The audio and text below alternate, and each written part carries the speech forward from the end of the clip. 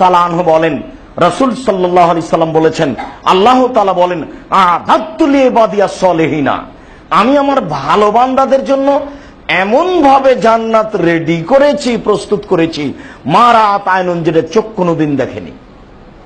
পৃথিবীতে মানুষের চোখ অনেক কিছু দেখেছে, কিয়ামত পর্যন্ত আরো কিছু দেখবে। এরপরেও জান্নাত তার চেয়ে ভিন্ন। ওমা সামিয়াত উযুনুন, যেটা মানুষের কান কোনোদিন শুনেনি। মানুষের কান অনেক কিছু শুনেছে, আরো শুনবে, এরপরেও জান্নাত তার চেয়ে ভিন্ন। ওমা খাতারা বিকালবি বাশার, জান্নাত এমন কিছু যেটা মানুষের অন্তর কোনোদিন ভাবেনি। অথচ মানুষ এখন অনেক প্রাসাদ, অনেক সুন্দর বাড়ি ঘর, গাড়ি, এটা ভাবছে। জান্নাত তার চেয়ে ভিন্ন। বলেন তো, এই তিনটা বাক্যের ফলাফলে জান্নাতের বিবরণ কি দিয়ে বুঝাই? কেমন হতে পারে জান্নাত? আল্লাহ নিজে বলছেন, আমি আমার ভালো বান্দাদের জন্য এমন জান্নাত প্রস্তুত করেছি যেটা মানুষের চোখ কোনোদিন দেখেনি, যেটা মানুষের কান কোনোদিন শুনেনি, যেটা মানুষের অন্তর কোনোদিন ভাবেনি। বলেন সেই জিনিসটা কি? সেটা জান্নাত। সেটা কেমন? আল্লাহ তাআলা তার বিবরণ দিতে গিয়ে বললেন, তার প্রশস্ততা হচ্ছে আকাশ জমিনের প্রশস্ততা। তার পরের বাক্যে বললেন, উইদ্দাল লিল মুত্তাকিন, এটা পরহেজগার মানুষের জন্য প্রস্তুত করা হয়েছে। এবার আমি আর আপনি টিকলাম কিনা? পরহেজগার মানুষ প্রত্যেক অপছন্দ কথা ও কর্ম থেকে বিরত থাকে, যে সে হলো পরহেজগার। পরহেজগার ভাষাটা উর্দু ভাষা। ইত্তেকা, মুত্তাকিন, পরহেজগার মানুষ।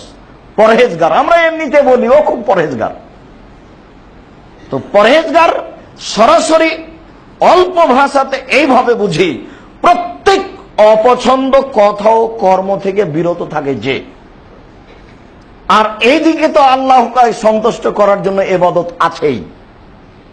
তাহলে যে অপছন্দ কথায় জড়াই, অপছন্দ কর্মে জড়াই, সে পরহেজগার নয়।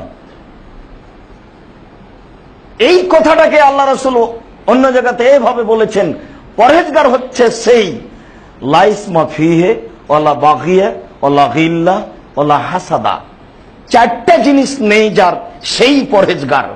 এক, যার পাপ নেই। তো পাপ নেই এমন আবার মানুষ হয়? আল্লাহ রাসূল তো অন্য জায়গাতে বলেছেন, কুল্লু বানি আদম খাত্তা, আদম সন্তানই পাপী। ওটা তো বুখারী মুসলিম। তাহলে এখানে পাপ নেই। পাপ হলেই যে ক্ষমা চাই, তার পাপ নেই। মানুষ মাত্র পাপ হয়েই যাবে, এই কারণে কুল্লু বানি আদম খাত্তা, আদম সন্তানই পাপী। তার পরের বাক্যে রাসূল সাল্লাল্লাহু আলাইহি ওয়াসাল্লাম বলছেন, খায়রুল খাত্তাইনা তাওয়াবুন, সবচেয়ে ভালো পাপী ওই পাপ করার পরে যে বলে আমার ভুল হয়েছে, আল্লাহ তুমি আমাকে মাফ করো। কোন মানুষের কাছে তো আর ক্ষমা চাওয়া লাগবে না, ক্ষমা করে কিনা, মান সম্মানের ব্যাপার, কেমনে বলি, এরকম কিছু নয়। যার কাছে ক্ষমা চাওয়া হচ্ছে তিনি সাধারণ কিছু নন, তিনি একজন সত্তা, মানুষের অগোচরে থাকেন। তার কাছে নির্জনে বিনয়ে দুই চোখের পানি ঝরিয়ে বলতে হবে, আমার ভুল হয়েছে, তুমি আমাকে মাফ করো। তখন এই ব্যক্তি হয়ে যাবে সবচেয়ে ভালো মানুষ। রাসূল সাল্লাল্লাহু আলাইহি ওয়াসাল্লাম বললেন, পাপ নাই যার, হলেই ক্ষমা চাই, তাই পাপ নেই। দুই, ওয়ালা বাগিয়া, সীমালঙ্ঘন নেই যার। আমরা কোনো এক সময় সীমালঙ্ঘন দেখাতে গিয়ে বলেছিলাম যে কেউ কারো বাড়ি দখল করে নিল জোর করে, এটা একটা সীমালঙ্ঘন। 100 মরিচ কিনবে, তো বলছে 100 মরিচ দাও। এরপরে লোকটা দাঁড়ি পাল্লা ঠিক করেছে 100 মরিচের। আপনার হাতে একটা মরিচ ছিল, আপনি নিয়েছেন, দেখি কেমন মরিচটা। এখন আপনার এই হাতের মরিচটা কোথায় রাখবেন? দাঁড়ি পাল্লা তো রেডি হয়ে গেছে। যদি হাতের মরিচটা আপনি আপনার পাল্লায় রাখেন, এটা একটা সীমালঙ্ঘন। আর যদি তার ডালিতে রেখে দেন, তার ওই পাত্রে, তাহলে আপনি বেঁচে গেলেন।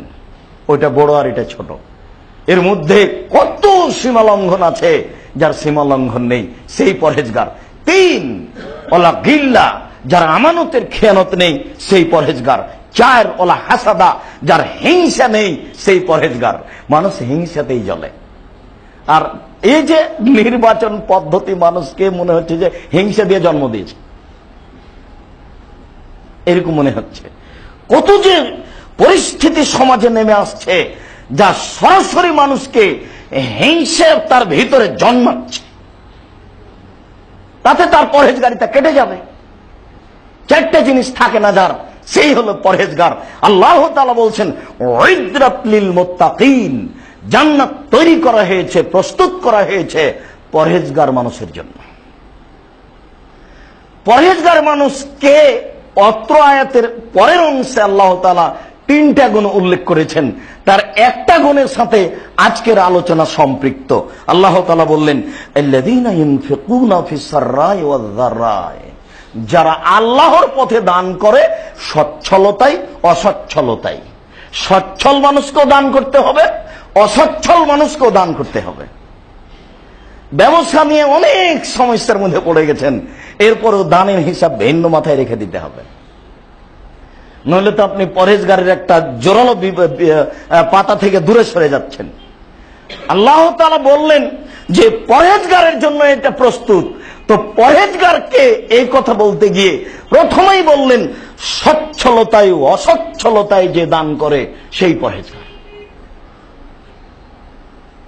2 নম্বরে আল্লাহ তাআলা উল্লেখ করলেন অল কাযিমিনাল গায়জ, যে রাগকে ধরে রাখতে পারে সেই পরহেজগার। পরিস্থিতি এমন যে আপনার রাগ হয়ে যায়, হয় কোনো সময় স্ত্রীর উপরে, কোনো সময় কাজের মেয়ের উপরে, কোনো সময় কাজের লোকের উপরে, অনেক সময় কোনো সময় রিক্সাওয়ালার উপরে। রিক্সাওয়ালাকে টাকা না দেওয়াটা আপনার সফলতা।